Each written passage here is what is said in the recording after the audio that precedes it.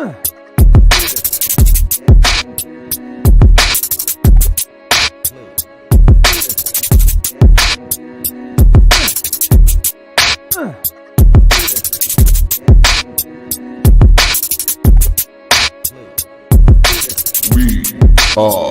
Legion. What is up, everybody? Welcome to Legion of Comics. I'm Mark. I'm joined, as usual, by new guy Ryan. What's up? What's up? And it is officially my new comic book day. DC releases for me on Tuesdays at my LCSs. I know they don't everywhere, but they do for me. And I'm off from work, so that's just why It's so I do this possessive, though. Yes. My comic book day, my comics, my DC, my LCS. Yeah. Well, tell us about your Flash story then. Ouch. What a drop, man. Yeah.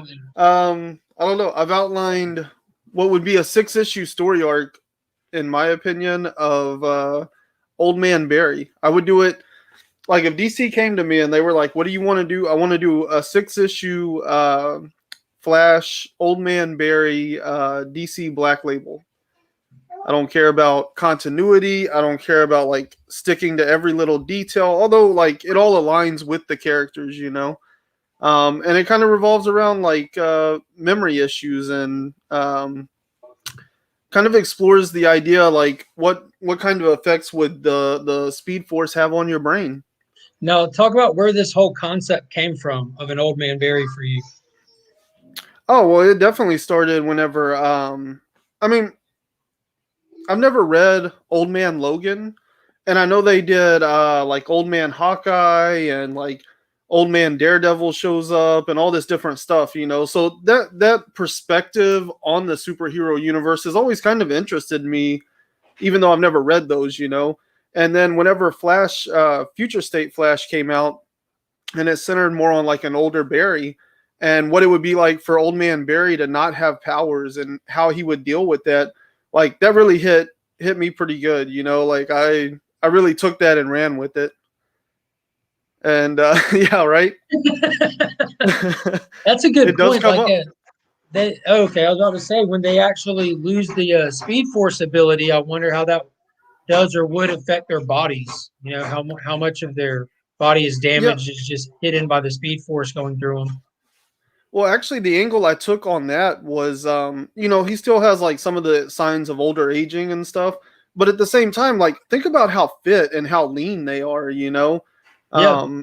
As they age, yeah, it's going to catch up to them eventually, but I would imagine even like in your 50s and 60s, like all that running would have to be good for your health even into older age, you know. Yeah, I remember going to the gym with my dad, like back in the day that we kind of used to hang out with my dad on Saturdays when we get out of school. And since we're out of school, we'd go to the local gym and stuff and spend the day with them. That's how we'd start our morning. And there's always this old guy who's like 90-something years old, and they're doing laps in the pool and hitting the cardio machines and stuff. And it's like he could go all day long, you know, and he kept moving, you know, he never stopped. Yeah. And the original owner of the kennel that I run, you can still find her out in the yard every day, 91 years old, just pushing lawnmowers, pulling weeds. It's because she never stops. It just keeps her healthy.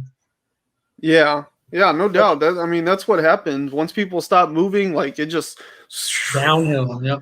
Now, Yeah. E-Man is definitely talking to the right one with you, because if y'all follow, this is a Ryan, point I've made a lot of times. Like, and everybody thinks I hate Batman. It's not that I hate Batman, but when you go into the comic shop every week and there's so much Batman on the shelf, like people don't even see the other stuff sitting there. I understand they're making a Flash book, but does Flash stand out when there's one of those versus 5 Batman titles?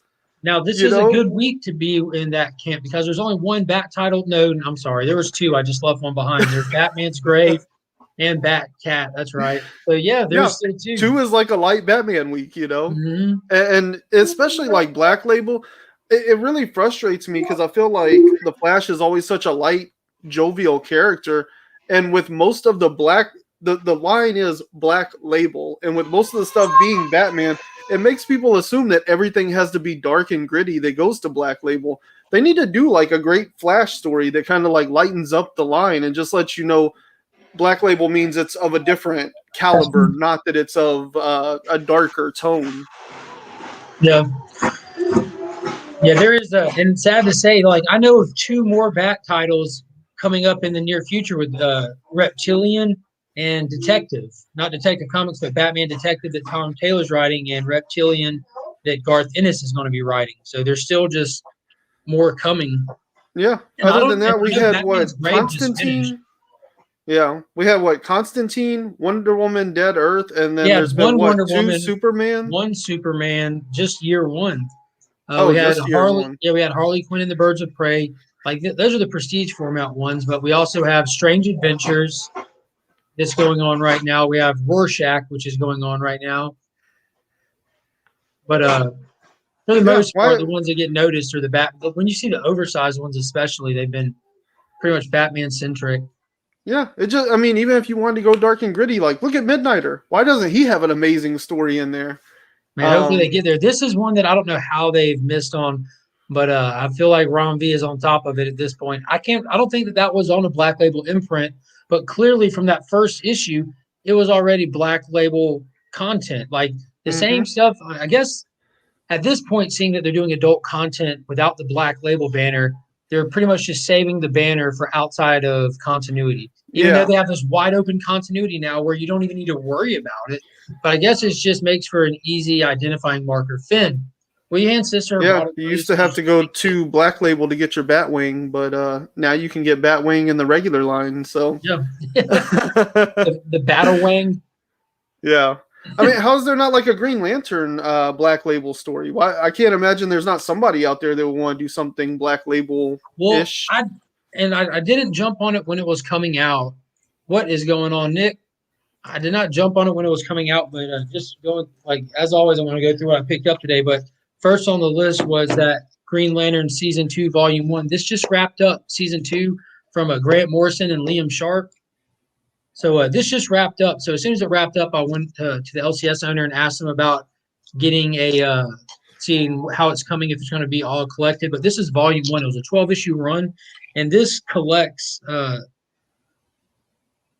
Green Lantern Black Star 1 through 3, as well as Season 2 1 through 6. So there's 9 issues in this. So that's decent since they're breaking it down. They're giving you bonus material and stuff. So I'm very excited to jump into this one because I've, outside of that brief little stint in Future State, I haven't had Green Lantern stuff in a while.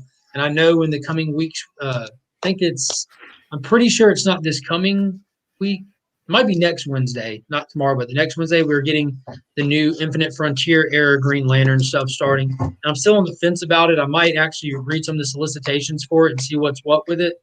But this might just tide me over to where I just hold off on that and see how it plays out first. But I'm excited to jump into that. Yeah, that's really cool. And the artwork is gorgeous, man. Liam Sharp. Now that I have my attention. Yeah, now that I have DC UI, I'm thinking on going back and reading Far Sector. I know people are really enjoying that. And I liked her in what was it, Justice League Future State? She wasn't really in much of it, but she was cool. She was headlining the team though. Like she took the role of Batman. Like everyone was. She's like all like scanning and doing the detective work and stuff. Yeah, it was cool because I guess like in context of the story that makes sense, but for us as the readers, it made perfect sense when the team looked to Jace, who was Batman, and started asking him questions, and he said, "Why are you asking me? I'm not a detective." And he points to Far Sector Green Lantern, which I thought was really cool. Yeah. And Martian Manhunter would be another good one. And I read this DC novel some years ago called Last Sons, and it was featuring Superman, Martian Manhunter, and Lobo. It was a fantastic story. If they would just graphic novelize that, they would be off to a good start. Yeah. See, there's just so many characters that deserve some shine, If they would get people that really want to write them and have them write those characters, like, they could really come up, Oh, absolutely. And another couple books that I picked up today, these were some of those, there's a name for them. It's like something color variant for Children of the Atom #1. So these are just going to be a very small addition to the giveaway. That's really cool. They're going to post in the giveaway video tomorrow. It almost looks like you need 3D glasses to look at it. But yeah, I know that a lot of people were picking those books up and stuff. And in case people miss them, I'll have a couple of them that'll be added to the very big giveaway. There's like 14 items, 15 items being given away. So it's going to be it's kind of rolling with that mention of Future State, the final issue. Now, this is weird. We had a straggler. Did you see that? How we have Superman versus Imperious Lex #3, the final Future State book. Yeah, I've been counting down to it. I reread both of them last week, the first two. Yep. So good. So it's really, really good. I think I even said in my video, it's probably my second favorite Superman story. And I mean, I've only read so many, but it's really solid. I like Imperious Lex. Yeah. Now you've noticed the weird hands and face he has. Like you see a seam going around his face and on his wrist. I hope they explore that. Yeah, I was wondering about that in the first one, and then I thought they were going to touch on it in the second one, but they have not acknowledged that it looks like he's a robot or he's wearing like plastic pieces or something. Like I don't know what that is. Yeah, What's this up, isn't. TM Nerdy? This is the final Future State book from the Future State event. The Future State Gotham, that'll be the Red Hood story, is coming in a couple of months, which is just because there was such a positive feedback from those backup stories. But this is literally a straggler from the actual 2-month event. I don't know why they didn't push it out sooner, if the writing was behind or something, but I don't know. This guy might know. What is up? What's up, boys? Dead in the house. But yeah, I'm looking forward to that Future State Gotham because I'm a big Jason Todd fan myself. Yeah, I like what they did with with Red Hood in that one. It was cool. Like his Future State setup. I'm going to be getting the Future. Like I'm pretty much all in on Future State when they revisit the Future State stuff. How often they decide to do it. You know, maybe this is just a feeler. You know, you had a positive response to the Red Hood story. So like, let's throw something out there and go fishing with it. You know, let's see if we get people to read it. And if so, maybe they'll dip back into the waters, but I'll dip with them. Unless they do more Legion of Superheroes, then nah. I agree with that. The first issue was bad all over the place. Now the second issue was just a standard, decent read. Nothing wrong with it. And why is that? I wonder. Like that's what I would like to explore. Is like, who was that? Bendis? Let me talk to Bendis. We're gonna find out why Legion of Superheroes was awful the first round, and he fixed it with the second one. I can tell you that's easy. Just one word: focus.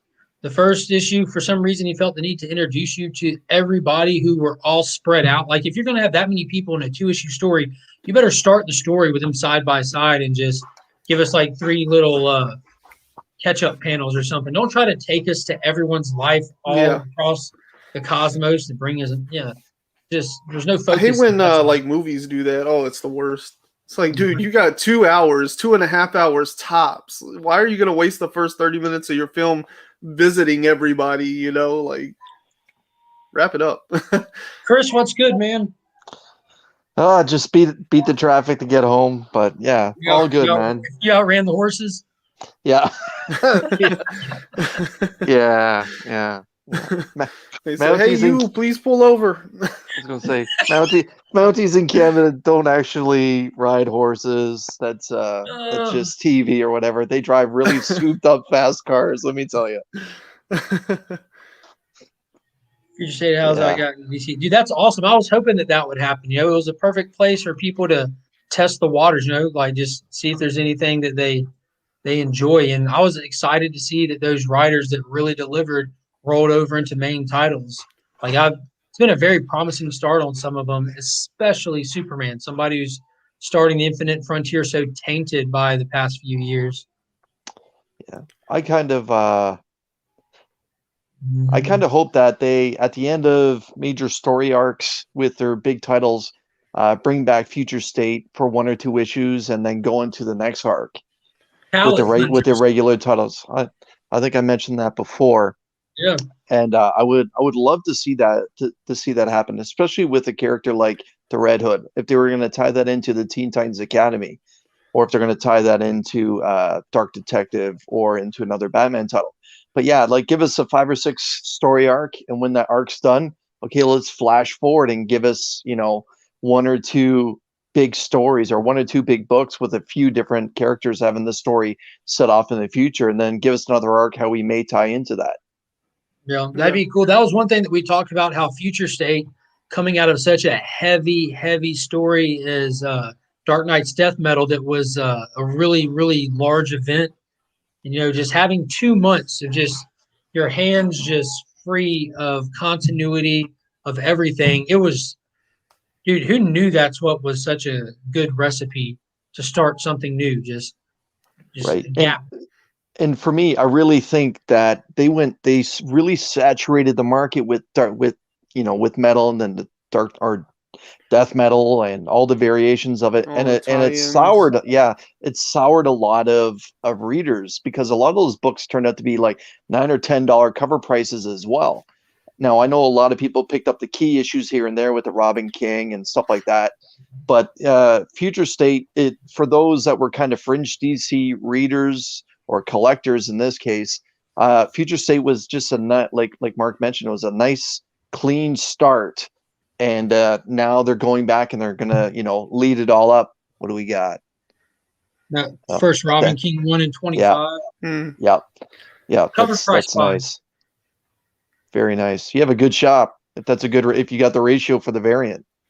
I did. The ratio for the price. Yeah. Yeah. Very nice. He blessed everybody. He didn't upcharge on those at all for anybody that picked them up.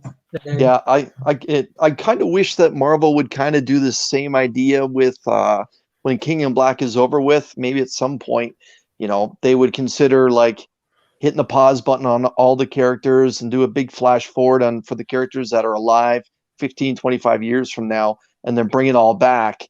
Because right now, to me, it seems, you know, with the franchise, with Nonstop Spider-Man, that's a different Peter than what we have in ASM, or it seems to be like 2 different points in his life, and the only thing they're giving us was just a quick flashback and Nonstop. However, you know, with his monthly with ASM, it almost seems to be a totally different Peter, but they look identical. Yeah. But yeah, I guess so it's Nonstop. Has it been like said or anything if it's like officially out of continuity, or if it has a place in it anywhere? I'm not sure about that. All I know is that it seems like it's college or university Peter again. Yeah, but see, what throws me off is the way that it ended with the introduction to the villain for that story with Zemo. Yep. And I know that might have just been a little strategy just to give him some face time with the show going on. But either way, he was like really the best part of the book, and even then it was just because it was just a kind of horrific action scene, you know. Yeah.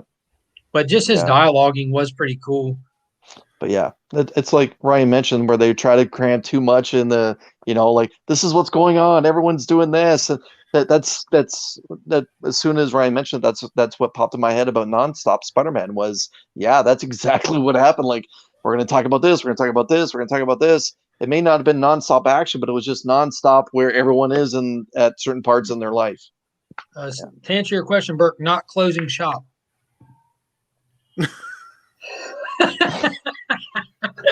I'm just playing. That's pretty good. That's for the people. That's the next event. They're not closing up. That's just for the people who are always kept saying they're closing down, when at this point, it's at this point, and this isn't written in stone, but they have done exactly what I predicted when they were talking about people who are saying, oh, they're closing down, they're cutting time. Like, no, they're slimming down titles to gain interest, to expand again.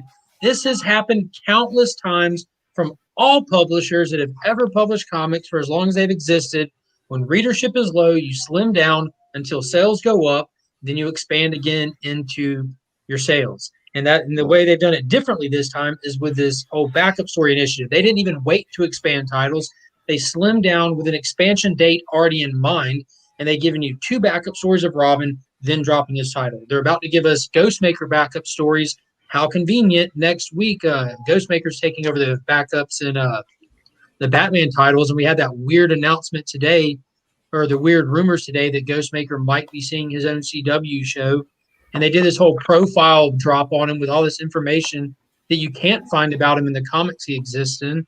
Like it was odd. It Needless was a to press say, release for a different character with the same name. yeah. So needless to Wow. say, It makes no I put a sense. Batman 100 and 2 copies of Batman 102 in my box at the LCS that I will pick up later for the next giveaway. So hopefully those books do Such spec a out and garbage become something character. big, because I will be giving some back to the community for people who didn't Oh get a my shot. god.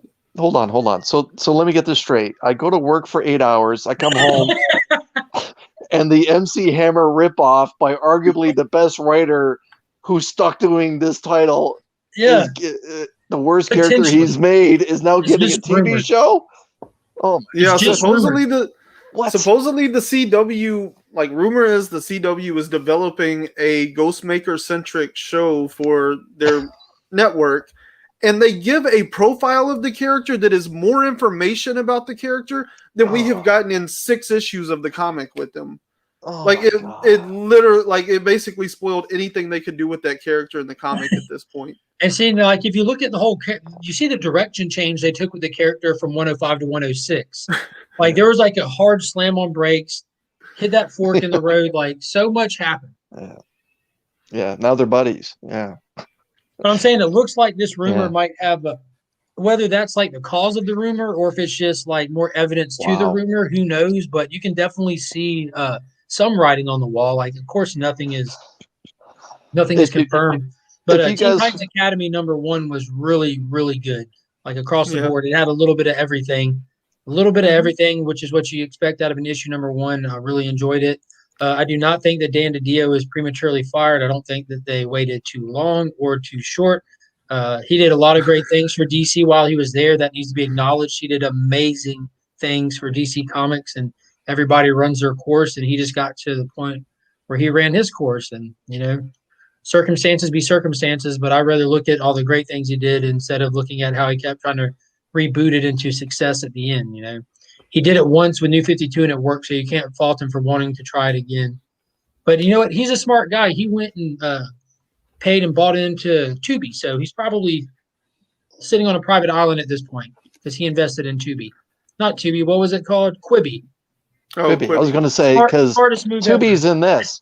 Yeah, that was a joke. Quibi is a joke. I will say this, like the average tenure of a CEO in a growing or like evolving company is only like something like 3 years, so the fact that like DiDio was there for that long, and that's the reason, is because they always need new ideas, and once a CEO like comes in and changes the culture and hits on something, they tend to try to recycle that idea. And so that's why CEOs usually come into a company, they spend like 3 to 6 years there, hit one big idea, and then kind of burn out. Yeah. So it's no surprise that DiDio's out at this point. And Infinite Frontier is more of like a letterhead than an event. Like I think Steve was talking about like the next crossover event or summer event. Infinite Frontier is like saying New 52 or like saying Rebirth or Age of Heroes. I kind of felt like Infinite Frontier was just like multiple stories for just B characters that don't necessarily have their monthlies at that point. It's just a name to use as a placeholder in a time era of comics. Like if you take the words Infinite Frontier off the books and away from it, it changes nothing about the context of anything. Like No, New it's 52, just like New 52 or Rebirth, whatever. Yeah, Rebirth. Right. Yeah, like all of that stuff. It's just a name. It Heroes don't really mean Reborn. much. It's just when they do a soft. Sorry, I meant like issue 0 there. That's what I was talking about. Oh, issue 0. Yeah. Yeah. That was just letting everybody know where everyone's at after Death Metal, after coming back. So Shadowhawk says we need more Shadowhawk. Could be true. Could be Watch true. Very I was much. gonna say, watch your back, literally. There are a lot of Spider titles right now, but we don't have enough until Chip Zdarsky's new series gets here. Then we have enough. Is there as many Spider titles as there are Bat titles? Probably. Well, the franchise on shame. Yeah, franchise that's on franchise, right? that's an Yeah. equal opposite franchise right there. Yeah.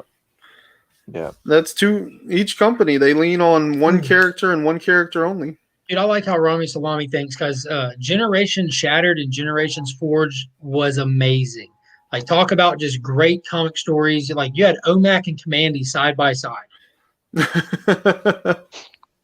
In 1939 Batman. And 1939 Batman with Steel. See, that's great. Those I are- love that. I like 1939 Batman being there. That does not bother me. Ghostmaker having a show on CW with starring features we don't even know exist about the character. I kind of That felt bothers me.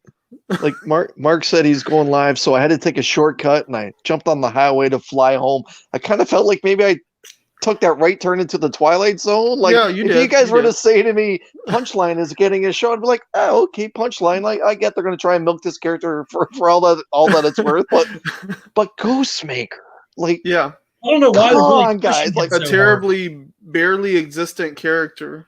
like, and those pants, like, come on, like, yeah, Yeah, and wow. hard. It's atrocious. I don't even know, like, who on the writing staff at CW is reading Batman and going, "Oh, I like this character." Is it who? April 1st? Like, what's And what's happening? should they even be writing anything if they would make a choice like that? That's a good Night one. Night Thrasher was really cool. Night Thrasher reminded me of 90s Daredevil. Do you remember when he had the black and red and metallic armor? I love that outfit. I was a kid when it came out, so I was allowed to like him. Like, this is so cool. He's got metal shoulder pads because you never know when you're going to land on your shoulders. The future crisis. How would you all feel if DC did a future crisis in the future state timeline? You know how DC loves a crisis. That'd be. Maybe that's. I was gonna say maybe that's how we could find out what happens to Superman. I don't know. I feel like if you read the Flash, Teen Titans, Shazam, and Black Adam, you experienced what a crisis in the future state timeline was because it was literally the universe-ending crisis. Immortal Yeah, I Wonder. was gonna say, There's it feels like we numerous didn't get too crisis far level from events. that. Yeah, numerous. Like, we watched the entire universe get destroyed, where there was literally nothing left but Wonder Woman and Immortal Wonder Woman. Yeah, the shape of the DC movies at the time didn't help his position. No. Not happy about Dan. He hates Wally.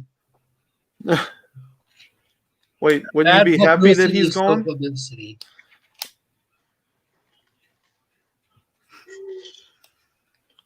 Well, I know issue number one's for Infinite Frontier, I'm assuming. You're just picking, if that's talking about Infinite Frontier, it's because that was just Infinite Frontier number 0 is just a one shot to let everyone know what was going on since it's been a 2 months hiatus since Death Metal ended. And a lot had happened from the finale event of Death Metal. But moving forward, like, if the issues were running beforehand, they're just continuing their numbering. But you have like Suicide Squad number 1, Crime Syndicate number 1, Swamp Thing number 1.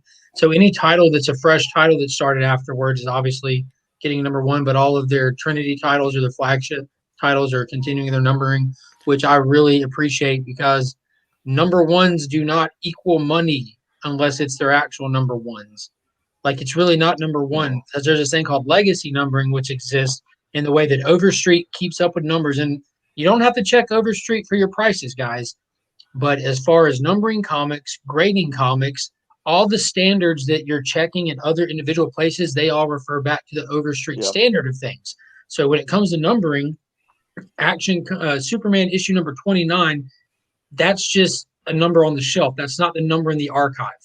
The number in the actual DC archive is the literal number of that book since Superman number 1 that's been rebooted. Like, what is this, volume 3 or 4 now, something like that? Yeah. So it's just a false number 1 just to sell books. It's not an actual number 1 that's going to spike value. You're still going to have major story content happen, a key character happen, a death happen, a suit change. You're still going to have something to give that book a reason to be valuable outside of the numbering. So the numberings they're a good way to let people jump on. It's like a friendly invitation to come in, start reading the title. Well, and they did the same thing with Rebirth. Wasn't Rebirth, DC Universe Rebirth was a number 0, right? But there was never a number 1 for that. It was just all the Rebirth individual titles. Right. And so I kind of see this the same way. Yeah. Mm-hmm. There's like a number 0 to kind of establish the status quo of the universe, and then everybody else gets a number 1. You get a number 1, and you get a number 1. And 10 variants to go with 1. It. Yeah. But isn't that timeline all whack now? I'm so far behind on the chats. It's moving fast. Yeah. What timeline are you referring to, Mike? I'm assuming like the DC Omniverse, which, I mean, I guess technically it's all whack, but like in the sense that like now we don't have to worry about all the all the garbage, like you can just do whatever you want whenever you want. We're not going to stick strict continuity. No, it's all wide open. I got to tell you, the first real glimpse into the open continuity we had is really Crime Syndicate.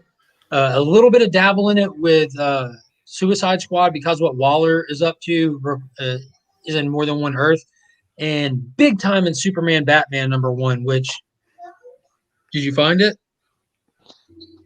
Oh, shame. Shame. Just tell me when you want me to start hunting here for one. Yeah. I'm gonna have to pay American for it. Yeah. At least got to pay shipping for it. If I find it here, it's only $3.99. Yeah. It's gonna be $3.99 plus $75.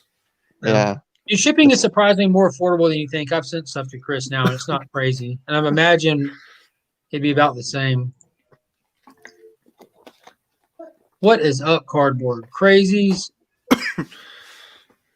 But yeah, I think a lot of the flippers in my area wiped out Batman Superman this past Wednesday on the idea that the new characters are going to be hot and that it's this big spec book.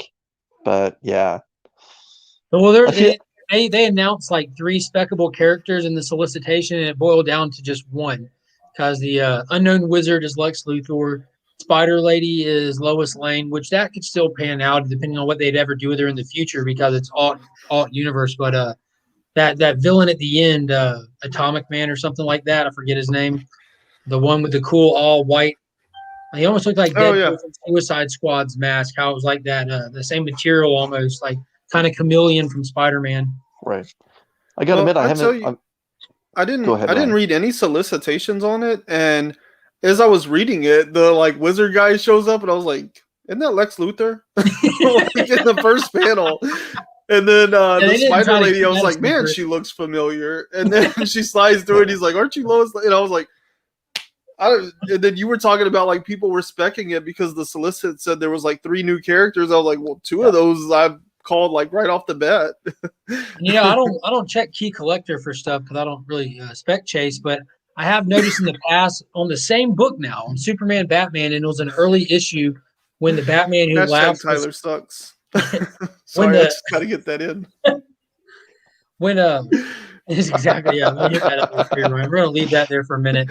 But when they first started this series, it spun out of the pages of the Batman Who Laughs story, then it bled over here, and then went to Hell Arisen. But they were attempting to infiltrate the Batman Who Laughs because he tried to poison Superman.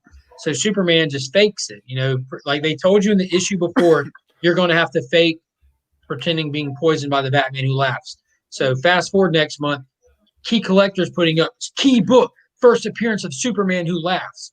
But had you read the issue beforehand, you knew it wasn't. You know what I mean? So I don't really pay attention to too much of those small spec things like that on Key Collector. There are definitely great tools in there, especially if you're going dollar bin diving. Just ask Freaky Louie. That is such a great tool because times change and events change and movies come out and shows announce, and there's all kinds of good tools in there. Yeah, Yara Flor was definitely a great part of Future State. I'm excited for the Wonder Girl title. Well,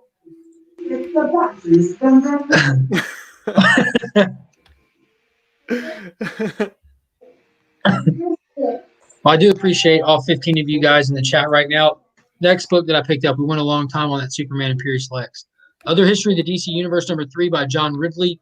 Each one of these issues is focused on a different character and their experience through their life up until now as being part of a disenfranchised or minority group of people. And Tatsu is next, Katana. So the last 2 issues, we had an African-American lead who kind of shared similar experiences. Now we're going to get an Asian-American lead and kind of get a look into her life and her struggles, which the character, if you take out any specific Asian-American struggles, she's already a tortured character. She's so interesting. And she really stood out in Future State in the Outsider story. And she, so good. It was so good. And she also had that didn't she have a backup story in one of the books here recently, Ryan? Yeah, she was in The Outsiders. Was it The Outsider? But it was in Urban Legends. Urban Legends, that's what it was. That was one for me. That was one of the better ones. because you have like that cool little twist at the end with Metamorpho being in prison and being used as the actual prison to hold some of the other characters. But it was really fun. But yeah, I'm looking forward to this one. I wasn't too happy. I mean, her scene alone in there was awesome when she's in that boat. She's such a cool character. It had this whole like 70s kung fu movie feel to it, with them being chased by the guys in the suits with the guns, and they're riding in speedboats and stuff. It just, I mean, I know I complain a lot, but I really hope that DC sticks to this trend and things keep going the way they are, because like Midnighter is awesome. Like they gave him that backup story of Superman, and like he stole the show for me. And and then you have the urban legend story with Outsiders, and Red Hood was in there with a great story as well. I feel like they're pushing Grifter. He just isn't really getting any traction for me. But, you know, they keep kind of highlighting these small characters like this, and I hope that, like, by the summer we start to see something really build out of this, you know? Yeah.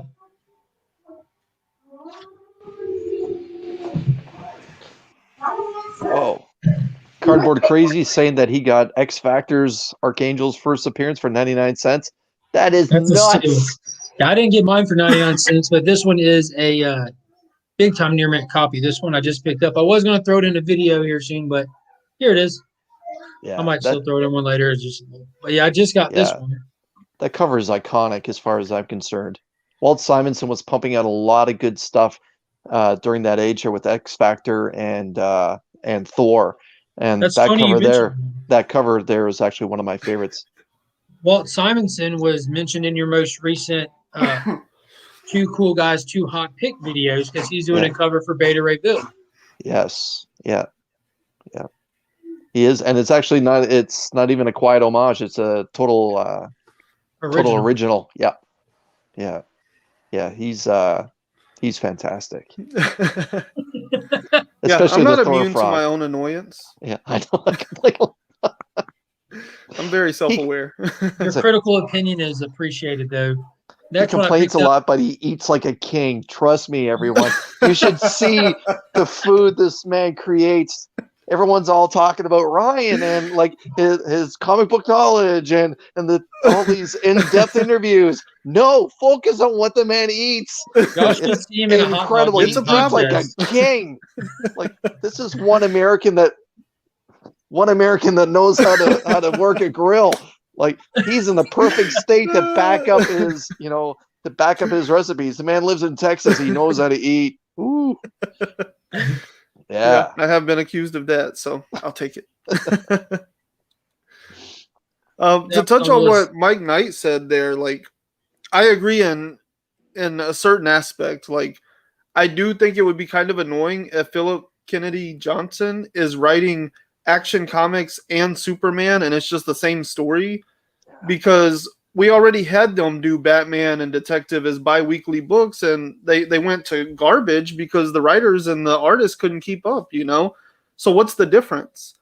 So I do agree with that. What I'm hoping happens is that two-part story is like the base for two different stories from there, you know? Like I hope that Superman becomes a different title from Action Comics, and we kind of see like the way that this one thing could kind of play out in two different ways. Yeah, and I know with Superman, that was Superman in Action. That was literally a 2-issue story arc. Mm-hmm. That was self-contained story, so I don't have a clue what they're going to do from here. It is the same writer. It's different artists, though, right? No, it was the same artist, too, for both of them. So they definitely look the same. So I don't know what they got planned for it, but I would like to see it go in different directions. Yeah, like I would not be happy if it sticks this way with like keep on doing these stories that just like one from the next or multiple parts. But I think the idea like that you have these 2 issues that tell this one story, but then we get to see kind of how that story could play out in 2 different ways over the 2 lines. That's interesting. Otherwise, you're just doing basically a bi-weekly Superman book, and there's no difference between the 2.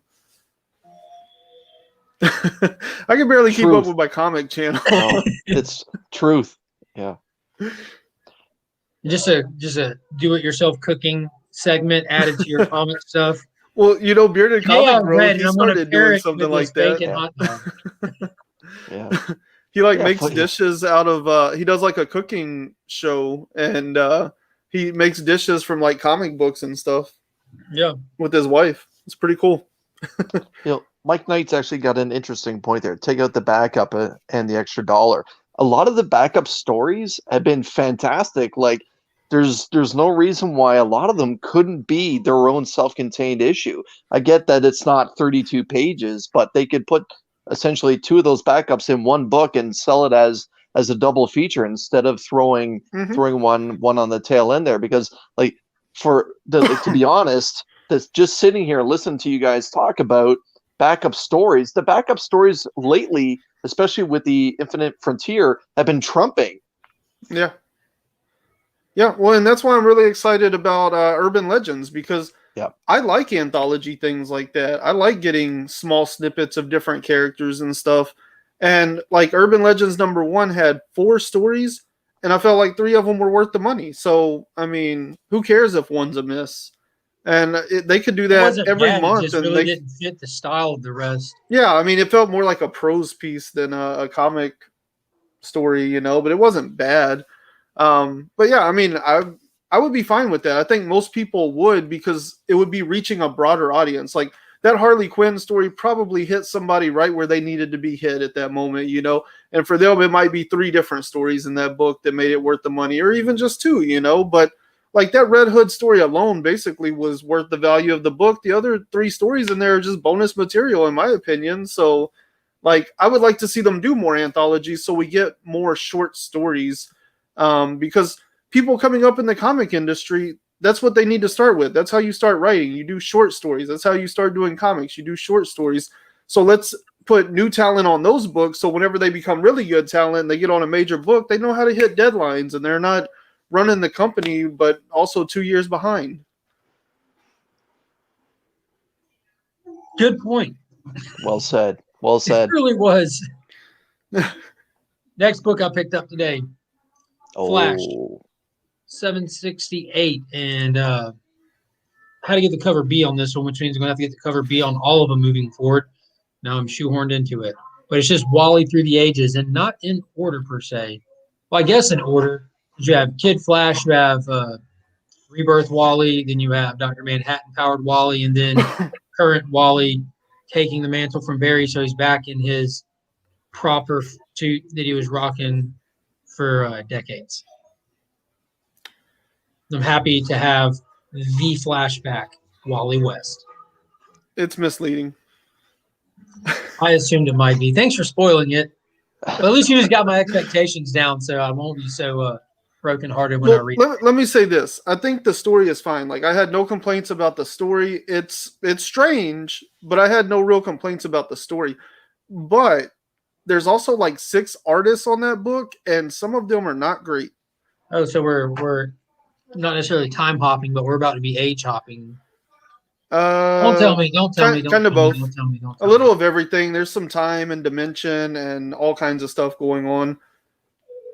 It's a little more like Flash Gordon era sci-fi than modern era sci-fi. Oh, that's really cool. So that actually, honestly, it's a little bit of both. Misleading then, seeing Wally Through the Ages running through the speed. But he's not really taking over, at least not yet. Yeah. Barry and Wally are both equally weighed in this story. Okay, an article that I read months ago said that when we see Wally in the Infinite Frontier, he's going to be dealing with stepping into retirement. And so far, everything in story context-wise has been hinting at him taking over. So I feel like we haven't gotten to what's really going to be happening with him about maybe trying to sit out. Yeah, I mean, that kind of basically describes the whole beginning of the book. Like, it starts with him going into retirement, and then everything goes haywire. So, next book that I picked up was Strange Adventures.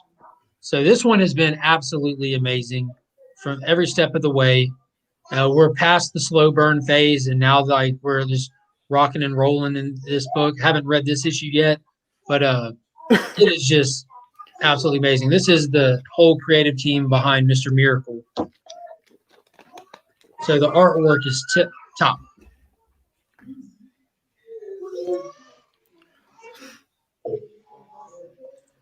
So no one else is reading Strange Adventures.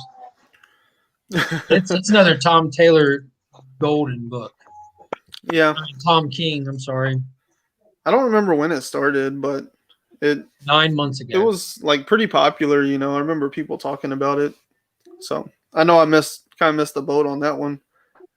How At many this issues point, is it? 9 out of 12 is out. You know, we Yeah. have Tom King doing the 12-issue Strange Adventures while he's doing the 12-issue Rorschach, while he's doing the 12-issue Batman Catwoman. So he's hard at work, and I think he's just started working on the Supergirl story that'll be coming out. Like he's already well into writing that as well. Yeah. So he's on Yeah, 4 I'm titles excited right for now. that one. That'll be pretty cool. Last one I picked up from DC today, Batman Yeah. Catwoman, issue number 4. Absolutely solid start to this. So fun. Is her chest piece glowing? Or is that just the I don't know if lighting? it's actually glowing or if that's just how it was illustrated. I don't remember seeing it glowing in the comic, but maybe. We've seen Batman's chest piece turn on like a flashlight before, so it's not Well, far-fetched. it's Nightwing in the animated series. Yeah. This doesn't That's seem cool, very though. practical. I'm really excited for that book. I was going to read that one, but then I was like, man, but the Flash is finally back. Hopefully it'll be on track. And it delivered for the most part. Like I said, I wish the line work was a little stronger. He makes some facial expressions that I could not ever contort a human face into. Good stuff. And So, Strange Adventures, is that self-contained each issue, or is it like ongoing Pulp Fiction? No, it's just Strange Adventures. It's an Adam Strange story. Okay. Yeah, it's an awesome Adam Strange story. It's like flashing back to war on Rand against the awful war tragedy or war crime that potentially happened, and then that's like a whole flashback thing happening in current time. He's on Earth where he was doing a book signing. Yeah, buddy. You're not supposed to have that. Why aren't you supposed to have this? No, why aren't you supposed to have it? That's right. You hit baby sister with it. So you remember you're not allowed to have that. Go find another toy. Go get Saba. Yeah, Hit her, Saba. hit her. In current timeline, he had like he was at a book signing, and a guy who was giving him crap in the crowd walks out and gets shot in the face.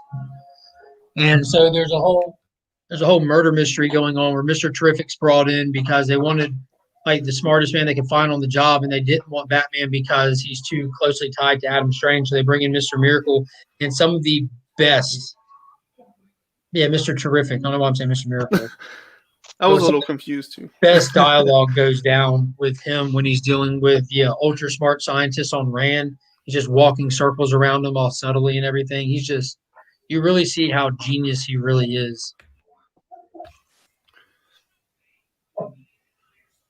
Highly recommend. That's right. Is that all you picked up? No, I got one more book that wasn't a Oh, okay. book. But obviously the Hulk is one of my favorite, if not my favorite comic book character, and I've been kind of aggressively attacking some stuff. It looks like there's just like some good back issue stuff that got added to a local shop here in Augusta called Top Dog Comics, and I just been pillaging through it, and I picked up another Tales to Astonish. And normally, all right, so from issue 59 to issue 70, all the covers featured Hulk and Giant Man because they featured each inside the book, separate stories. So they'd be both featured on the cover, like split cover kind of thing. Once you hit issue 70, Giant Man's out, Submariner's in, and those two characters ride the rest of the series out to 101. So instead of them splitting the covers, they would alternate. Hulk would have a full cover, then the next issue Namor would, and vice versa. So I go for the Hulk ones first, but issue number 88 here, this is the first quote-unquote Hulk smash.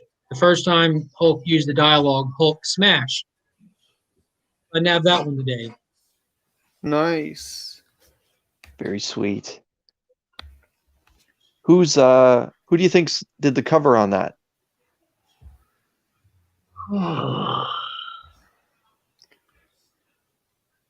I just taped it up, man. There's no way that's super early Steranko, is it? I don't know. Like, yeah, you're gonna have to open that book up. Oh, Watch the tape though. Yeah. I hear people complain about using tape in one of those resale. I never have problems with tape. I don't know why I say that, but watch it happen. Written by Stan Lee, illustrated by Bill Everett, lettering, blah, blah, blah. It doesn't have the cover artist written on it. 88. That's nice. Nice.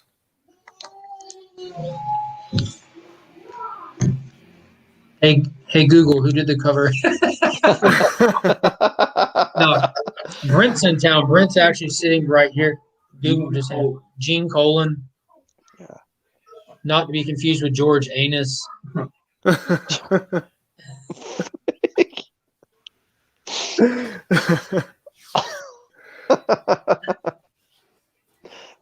Yeah. Very nice, man. Yeah. Solid. What is up, wheelchair superhero? How are you doing today? So yeah, it was a decent. So what are you excited for? I honestly couldn't tell you. To be honest with you, I think I'm kind of most excited about the Green Lantern book, but that's really not a new comic book day book, so it's really a toss up. It's like every time I look at one of those three, I'm like, it's either that one, or that one. But probably Batman, Bat and Catwoman. Cat, yeah, probably be Bat and Cat. Got my attention the most. Yeah, I'm really excited for that one. Like, I don't know, that's you know how people talk about like escapism and like getting away. You turn on the TV and your mind like just kind of gets into. That doesn't happen to me often, but like Batcat, that one, like I just like reading that book. Like the experience of reading it has just been so much fun. Yeah, me and Brent were talking about that when we were driving back from the store today. How it doesn't necessarily feel like this story would have fit into the original Batman run, and it kind of seems like he's doing a good job of tying a bow on it with one kind of common thread that Selena is just completely untrustworthy.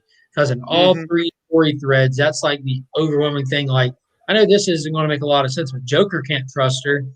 And then in the next thread, Batman can't trust her.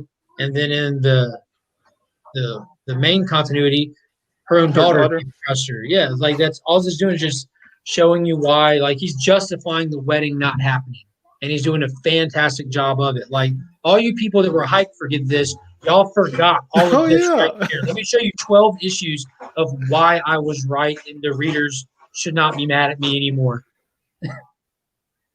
I mean, that makes more sense. Like, I picked up on the untrustworthy thing. Like, nobody can trust what she's doing, but I never read his Batman, so I forgot that this is all, that there's like a whole thing about the wedding surrounding this.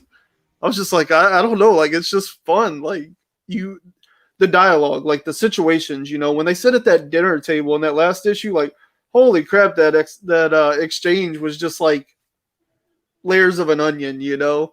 And that's what I like is like, it seems like Tom Taylor like constantly stages these set pieces for just like a great dialogue exchange, almost like I don't know, don't hate me, but it's almost a comic booky version of like Tarantino or something, you know? Dude, and I was going to say that about the Mr. Terrific inside of Strange Adventures, because I would describe any Tarantino movie as machine gun action dialogue.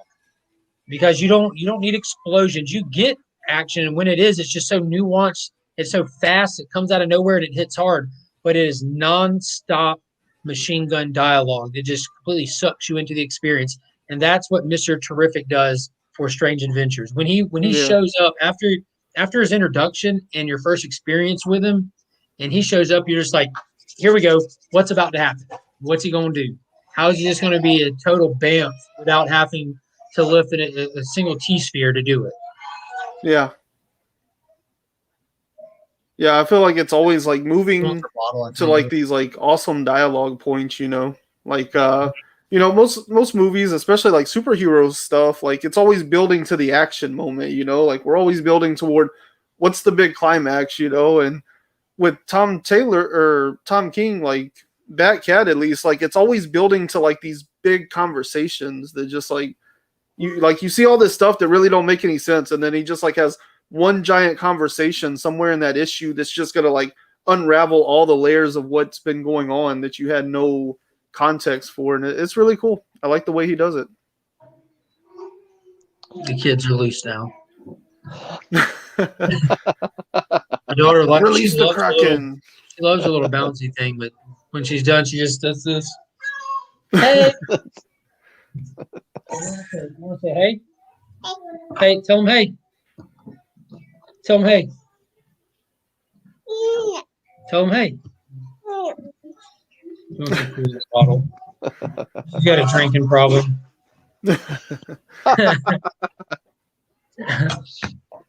Earlier, complained about too many Batman books. However, I am thoroughly enjoying Batman Catwoman. Absolutely. Well, it's better than Tynan's Batman right now. Yeah, that's a low bar.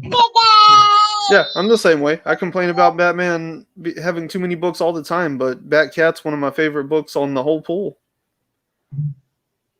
I'm hoping that look at Finn. Look at Like Finn, they should cancel all Batman except for Batcat. I'm excited for Reptilian. Whoa. Oh, and Urban Legends. Let's keep Batcat and Urban Legends. Let's take Batman and throw him on the black You're gonna break label it, and leave dude. him there. Can't bounce like that. You're gonna break it. That's what that should be. Like the black label should just be Batman, and he's not any of the regular stuff, and other regular stuff goes over there. Like just make it what they really want to make it. Right, give the writer a lot more freedom if they put him on the black label.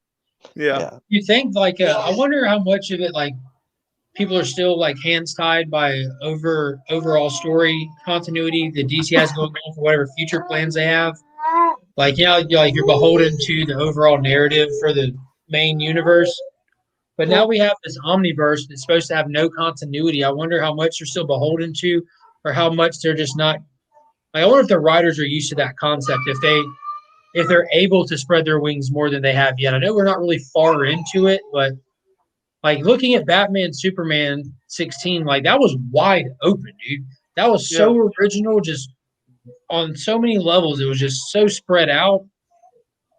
Well, I want to see more of that. I imagine it has more to do with like characters and usage. Like I imagine they have caps on like how many versions of a character can be existing in publication at any one time. So if you want to do a black label story and use say Midnighter, and they're like, well, we only allow 2 Midnighters and we got him over here in these backup stories, you might not get him, you know. That's funny how many times you've gone back to Midnighter in this one stream. He's come up a lot. He's come up a lot. I was just talking. I did an interview this morning, I think, where the guy was like, yeah, one of my favorite characters ever is Midnighter. And I was like, what is going on right now? You know, there's a Superman and the Authority book coming down the pipe right now. What is that? That's all I know is the name. That's Midnighter. That's Apollo. That's their team. Yeah. The Authority. Oh, okay. Oh, that makes more sense. That's where they're from. Yeah, because they were part of like the Wildstorm thing, right? Were they a Jim Lee creation? Is that what you're talking about? Wildstorm that way? Yeah. Yeah, weren't they originally part of the Wildstorm universe? Yeah, Jim Lee left Image, came to DC, then he sold the Wildstorm universe to DC, and they brought in the continuity with Captain Atom Armageddon storyline. Right. That's how we have Grifter. I thought they've basically left most of those characters behind.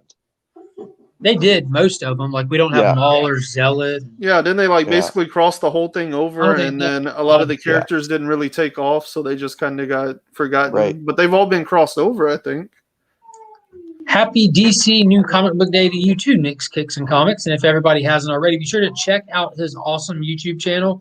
Sub him up. He just started a brand new show this past week called 3 Up, 3 Down, featuring the great DJ Lynx and the legendary Remy Q, a.k.a. Slab Oprah, a.k.a. the Sultan of Slabs.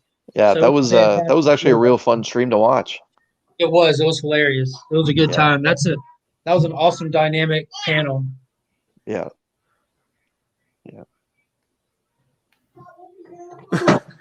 I get Marvel He's on the just- fly.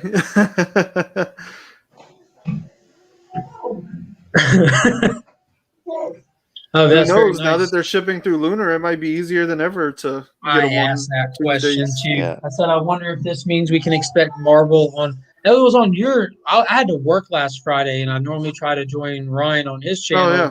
Because he does. New guy goes live on Friday afternoons around the same time we go live on this channel today.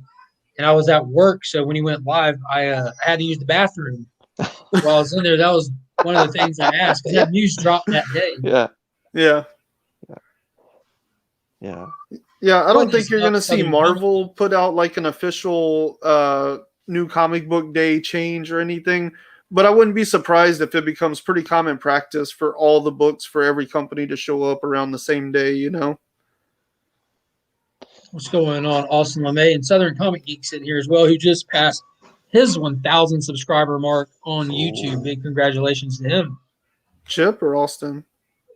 Well, no, Jason, Southern Comic Geek did. I Austin guess I doesn't was have a looking somewhere YouTube. else. Oh, yeah, he did. Congrats, Mhm. man. It'd be cool if Austin just like low key put a camera over his shoulder while he was doing those amazing art pieces that he does on those I covers, know, right? and just save those videos till one day and he just uploads them all on YouTube for people to watch the process go down. You know, what's his name? David Finch? Yeah, the artist. Yeah, he has an He had the awesome best YouTube Moon Knight channel. run ever. I didn't know that. Where's Yeah, that he guy has from? Oh God, here we go again. Why? Oh, Why? is he Canadian I'll too? tell you Why is all the exactly where talent in David Finch Canada? and his wife Meredith are from. Yes. Dude, how crazy! I gotta give old Canada some credit, like some major credit, because within 2 hours of the three of us talking, we've hit like 5 major creators that have all been Canadian. That's true. Yeah. Sadly that's the thing though. Like they grow Thank up you, here and then they all leave to go to the States to become famous.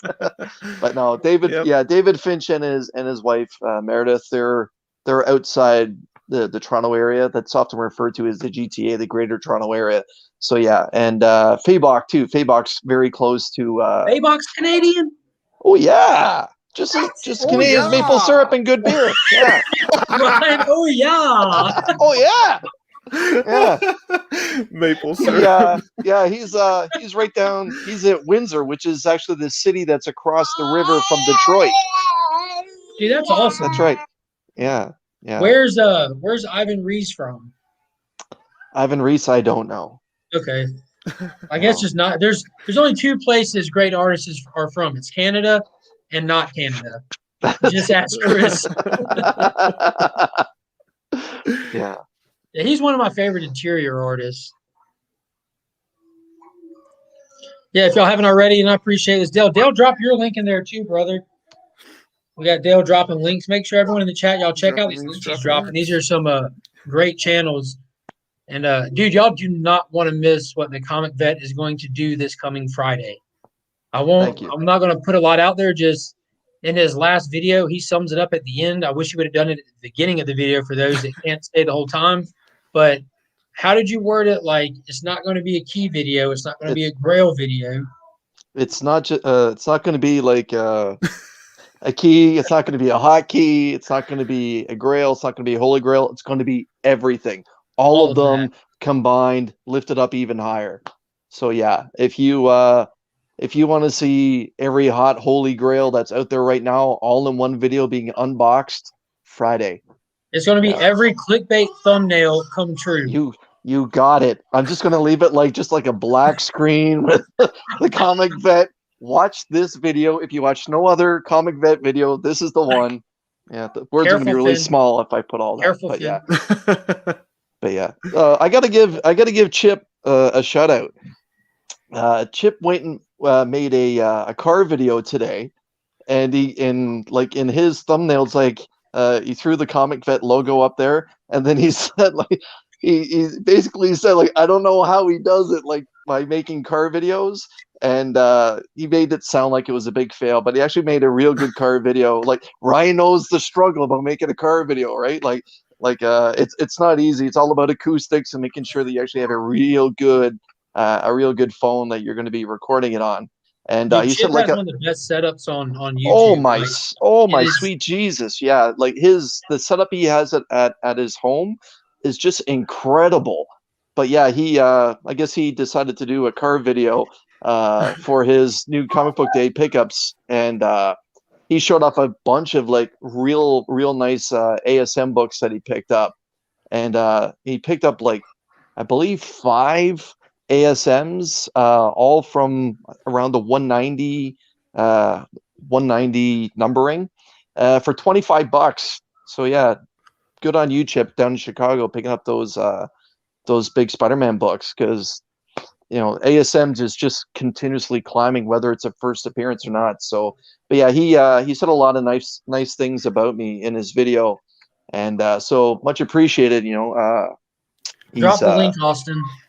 he's he himself is a veteran too, so I appreciate the fact that he threw that up there, man. So Chip, thanks a lot, brother. And yeah, your car video is great, man. But I think everyone would agree that we're all jealous of your home setup, man. 3 screens, top of the line camera, the lighting in the background too, and yeah, he's got it figured out. That's for sure. He's got alien technology in that camera. It's insane. Yeah. You're good, Austin. Drop the link. I'm assuming he's going to drop the link to Finch's. But yeah. Sorry about all my exits. Like, there's kids running around. You know what I'm saying? But yeah. So did you guys pick up the B cover for this? No. That hot B cover with Red X just jumping through the air, flicking off the literal red X's. Yeah, Yeah, they were awesome. That was a great cover. That artist is his name is Jamal Campbell. He's in one of the suburbs of Toronto, and I'm not just plugging that, but he's actually a real young, up and coming artist who everyone should kind of pay attention to. He's been freelanced here and there doing just variant stuff. I hope to see him do a monthly. But yeah, Jamal Campbell, the guy who did the beat cover for Teen Titan Academy, he's someone to pay attention to. Didn't he do a bunch of Power Rangers covers? Yeah. Yeah, I recognize exactly. that. The Far So Sectors. that's probably what he's most famous for right now is the Far Sector covers. Yeah, he's been hitting home runs with those too. They've been beautiful covers. Yeah. Yeah, I'm kind of a sucker for cover A's. I don't know why. Oh my God, you missed it all. Ryan actually ate 10 hot dogs in under a minute. Bacon wrapped. Bacon wrapped. Yeah. In 10 minutes, no way. I was going to say, when you couldn't pork out enough, he just porked up even higher. Like he found that new level of pork, wrapped that wiener right up. Yeah. Man. Yeah. Yeah. Wrench engaged. Amazing ASM New Mutant homage. Wow. Where you at?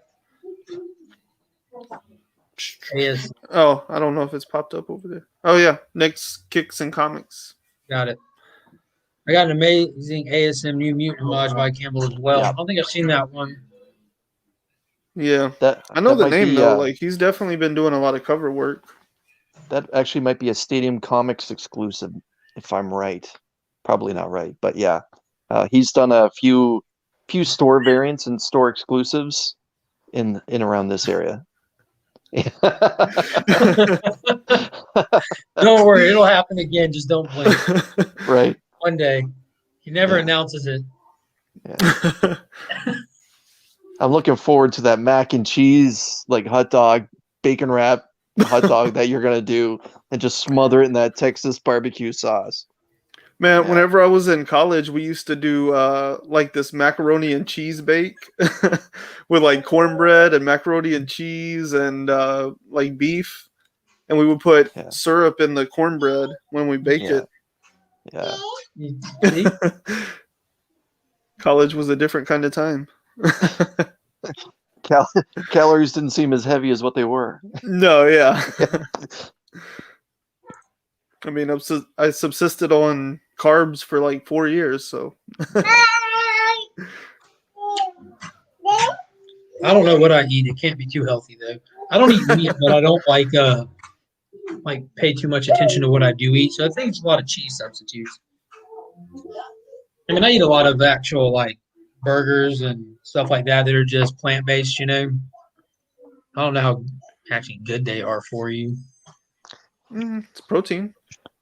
Yeah, no. Well, I eat a lot. I do eat a lot of vegetables. Like to get into this very briefly, whenever you're getting protein from meat, you're getting a secondhand protein. There's not a single animal on the planet that produces protein. Protein only comes from one place, and that's photosynthesis. So the only reason the meat that you're eating has protein is because they were eating vegetables when they were alive. So that's why like people who are plant-based people don't have to eat as much to get because you're getting first-hand proteins versus second-hand proteins. I have watched a lot about just health food stuff documentaries. I just don't do a lot of meal prepping and stuff. And I work a very physically exhausting job. If I wasn't getting enough protein, I would be dead by now. But I do take vitamins because I know that most people on the planet, because of how we prepare our food these days, are B12 deficient because we wash our vegetables and stuff like that. So I take that. I take B3, which is an immune booster. You which wash your everyone's vegetables? like stuff that comes like from the stores and all that. Like back in the day when people grew their own vegetables and ate their vegetables from the ground to the table, they would wash them, but they would still have more vitamins on them and stuff. You get There's lost. no chemical washing. A lot of stuff gets lost along the way. But yeah, I take B3, which is an immune booster, which everyone should take during a pandemic. And those are the only 2 vitamins I take. For those watching are learning a lot today. Yeah, that like, everyone that we here in Georgia, they take care of their bodies with 2 types of vitamin. Here in Texas, they take care of themselves with 2 types of pork. We're on vitamins. They're on pork. Right. Yeah. And here in Canada, we just eat snowballs, right? Here you go, Austin. Hops and barley. Yeah. Mr. Chamorro. In college, I went to a school that had a international culinary department. And so 3 out of the 4 people that lived in my apartment in college were in culinary. So I ate very well. And like, you still have to bring your own food, right? So we were poor college kids still. Like we were buying regular food, but I lived with 3 culinary students that like literally spent every evening like studying recipe cards and like what ingredients do what and all this stuff. So like, so they took ramen to the next level. Oh yeah, like ramen, cornbread. I would bring like Kraft macaroni and cheese, and they would just like turn it into like some kind of spectacle. It was insane. It was all just like so good. So do you guys know what Kraft macaroni and cheese is actually called here in Canada? What is it called? Kraft dinner. Kraft dinner. It blows my mind. It's not a dinner. It actually blows my mind to hear you guys refer to it as Kraft macaroni and cheese. Like it's only, by visiting the United States in the last 20 years, as much as I have, that I actually see that everything in the packaging looks the same, except for the fact that it's not called Kraft dinner. Whereas here in Canada, it's literally a meal unto itself. So much so that it's called Kraft dinner. And it's been that way my entire life. So yeah, so I often hear like Americans refer to as mac and cheese, but here in Canada, it's just straight Kraft dinner. And then so much so that the no-name brands or like the house brands, that's just called knockoff Kraft dinner. Wow. Or no-name Kraft dinner. Houston. Yeah, funny. In Canada, they're not promoting overeating, and here they're like, if you're going to eat this, that's plenty. But down here, they're like, here's your sides. Here's a side, yeah. All this pasta and cheese sauce. This is your side. You need more. Right. Yeah. Like growing up, we just called it mac and cheese or macaroni and cheese. And then like once I made it to like college and stuff, they started coming out with like Velveeta mac and cheese and like all the other companies started making a better version of Kraft mac and cheese. And so now like I almost specified that it's Kraft so that you know how bad it was. Yeah. Right outside Dallas, that's like 4 hours. Close it, Ben. Ben, close it, please. I don't know. He's somewhere. Nick's right outside Dallas. Y'all are neighbors. Practically throw a football to his house. You guys could have shoveled each Yeah, other's if I put it on driveway the last back of month. a missile. I don't know. I don't think so. Yeah, you gotta guys be could have like one of shared your those Nerf snowblowers. footballs. Yeah. Get on the Hey, couch. he might actually have one. It snows up there. Wait, Dallas is north of Houston? Mm-hmm. Oh, 4 hours I didn't know north. that. Okay. Yeah. So where's Fort Worth in relation to Dallas then? Oh, they're the same place. It's up Okay. there. Yeah. Yeah. They're like right, but like Dallas Fort Worth is like right before you get to the Oklahoma border. Like if you look at Texas, they're at that like the little tall part. Okay. Yeah, I've been to their airport, and the one thing I remember about being in the Dallas Fort Worth airport is Right actually here. how large it is and all the different terminals they have. But there's actually a Dallas Cowboys store inside the airport, Mm-hmm. and I thought, wow, these guys are hardcore. Oh yeah, yeah. Dallas fans are insane. But yeah, it's Like Dallas Cowboys is a better brand than it is a football team. as a Bills fan, I will agree with you every day of the week. Look what you started, Brian. Now we're back in this football talk. Right outside of Minneapolis. That's like right on the other side of Dallas. I planted that little seed, and here we are now talking about football. I know, right? Now, isn't Hartfield like the biggest airport though? The Atlanta airport, Hartfield Airport. I've been through there a few times. It's ginormous. Yeah, they have like its own like train that takes you around to different terminals. Yeah, Dallas Fort Worth is the same way. Yeah, and same with Orlando and Las Vegas. I know that because the times I've been to Orlando like 10 years ago, I landed in Atlanta there. And the one thing I remember about the Atlanta one is like everything was Coke. Everything was Coke, and like how large the Burger King was inside that terminal. It's huge.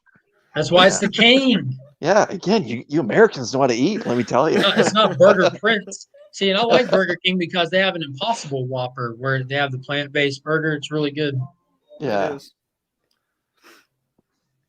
But what else y'all picking up? You know, Department of Truth drops this week. Crossover drops this week. Beta Ray Bill drops tomorrow. Like I'm pumped for Department of Truth. Indifferent on Crossover. Extra hype for Beta Ray Bill because Daniel Warren Johnson's on that title. Yeah. Solely. Yep. That's quite the accomplishment too. Mm-hmm. Giga and I Breathe the Body are out this week also. Yeah. Power Rangers Unlimited and Nuclear Family #2. There's also Unlimited King and Black tie-ins. As many as you can dream for. But no actual King in Black book. They've milked it hard. We didn't even get one at all this month. They're saving it for this first week of next month. Yeah, it blew my mind like how much they've drugged this out and not even drug it out. They're like just not doing anything with it. I mean, maybe the people reading all the tie-ins are getting something out of it, but as far as I'm concerned, like King in Black was over after like issue 2. Haters. Go ahead, Chris. You guys are haters. Haters. Let me tell you, do I need to remind you of death metal and how long that went? Like, come on. Do I need to remind you that every single tie-in was a key book to the story there? Right, at $10 a pop. People work hard for their money. Like, come on. As someone who bought them all, they definitely were not $10 a pop. But yeah. I'll be the first to admit that was a heavy event. But they didn't milk it. They had one main issue come out every single month, and they gave you about one tie-in a week. They didn't have like 4 or 5 tie-ins a week that didn't matter to the story. Now, again, it is an extremely heavy event that if you are not deeply entrenched in DC, do not even attempt it. But it paid off for somebody who is. But if it didn't, that was a stupid move on DC's part.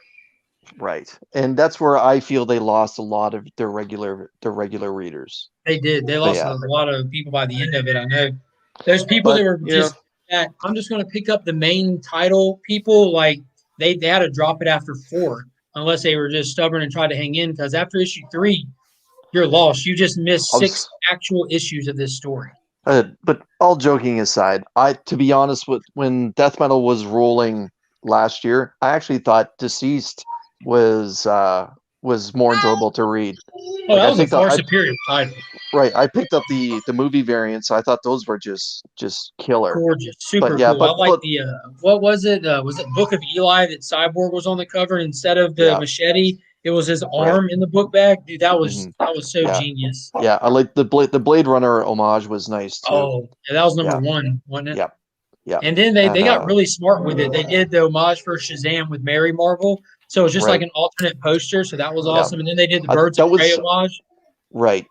Yeah. There was a lot of really nice stuff there. But back Mhm. to King in Black, this is what Marvel does at its finest. It started with Secret Wars. They did it again with Secret Wars 2, the late 80s. Then every X title that did it, they pimped the hell out of the Executioner's song. This is just what Marvel does. So this is nothing new by any way, shape, or form for those that are hardcore Marvel readers. So, Marvelites. right. But Now, Shadecraft #1 is coming. And I do want to point out, I heard that new Image #1 that's coming has already not just been optioned for an animated show on, I don't remember what streaming service, but it's actually something that's already was in the works to really be happening. Like there's a show, Shadecraft, coming, and the comic is actually making it out after it was already going on.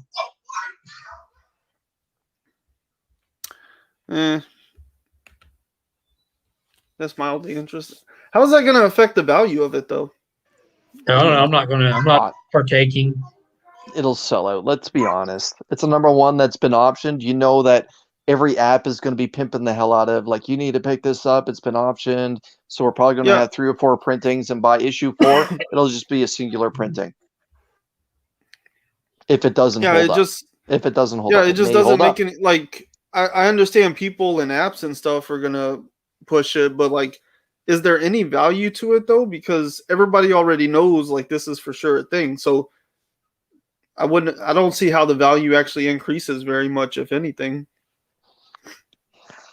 May depend on the ratio that you pick up or the variant. Like, I kind of thought Berserker was just overkill or whatever, and nothing's going to hold value. And then, was it last week? The news came out about it being picked up, and Keanu's going to be in it. Surprise, surprise. And those books are still up there and holding up there. It's so much so that they reprinted it a foil with a nice Something is Killing the Children tie-in, and it's doing well. It's sold out everywhere. Yeah, Netflix. Yeah, appreciate it. So Shadecraft will be on Netflix, as well as Berserker, the movie and the companion anime. Yeah. So but again, I think the middle issues of Berserker are going to be the ones to kind of grab if you want to talk spec. Issue 4, issue 5, issue 6. When all the hype kind of passes by and the variants that kind of burn themselves out. But yeah. Also, we don't really know who the real villain's going to be in the series yet, too. We don't know what potential first appearances are still coming. Like, we obviously got the first appearance of Keanu, but what other characters are going to really spec out based off what the movie or the anime is going to do? Right. But we do know that he can kill someone with someone else's rib and stab someone else in their neck. First appearance of Barry's rib. Barry, the security guard. Traumatized by that kill scene. I'm going to take your rib and put it in your neck. Yeah. I highly enjoyed Berserker. I think it delivered on exactly what it promised. It did, like, going into it, it didn't pretend to be anything that it wasn't going to be. And I wish they kind of went with a different color palette or didn't use one specific color palette with only 4 colors on it, because the whole book was like, I feel like the whole book took place at dusk. But we'll see. Yeah, I hope. I have faith in Ron Garney. Right. My only complaint with it was like the pacing and the structure. Like, it was so stupid that it's like Michael Bay for the first 3 quarters, and then you walk into a Soderbergh film for the last couple pages. Like, why wouldn't you weave those 2 narratives back and forth so that it like maintains some interest? Yeah, I kind of thought the coloring should have been, representative of the time era, because they showed them through such a long period of time that they could have done it that way instead of just like a a blend overall. But yeah, hold on, let's because I have to talk about the franchise where nonstop Spider-Man failed, nonstop Berserker picked up and was just total nonstop. They Success in non-stopped all the Shadowcraft way might through. count who's attached to it. Actor-wise, Keanu's presence will get Berserker reviews. Yeah, I agree with that heavily. And I think isn't Shadowcraft supposed to just be a animated feature? So even then, like you can get big names into animated features, and you're still only bringing in majority people that are existing interests. Like something like Invincible is star-studded. It's an existing property with a fan base. And it's only going to perform so much because it's an animated property. You got a specific audience for stuff like that. So with shadow crafting, something that no one's familiar with, you get a big name in there, you might bring a little bit extra hype, but you still don't have the potential that a live action feature would. Right. Invincible actually has a lot of big name actors performing in it. Yeah, John Hamm, like a lot of the Walking J.K. Dead Simmons. cast. Yep. A lot of the Walking Dead cast makes appearance. Yep. And Seth Rogen. Yep. Where's he from again? I forget. Oh, that's funny. He's from Green Hornet, duh. And he took the Pineapple Express to get there. Yeah, he's got a laundry list of movies. Mm-hmm. Yeah. He's like the comedy movie king for a while. Yeah. I still think This Is the End is probably his work and all his buddies' best work. Just James playing Franco stole the show. Him and Danny just playing bastardized versions of themselves. It was fantastic. Yeah. Channing Tatum. Channing Tatum. Yeah, that was kind of their masterpiece. I mean, it was. Yeah. Me and my girl make comments about that movie all the time. Just quote lines. Yeah, it's really good. Yeah. Pineapple Express is also ridiculously quotable. At least the opening scene in black and white with Bill Hader testing item 9. That was just that was hilarious. Soldier, how do you feel? Well, sir, I feel like a slice of butter melting on top of a big old pile of flapjacks. This is the bee's knees. Item 9. I love that movie, man. Yeah.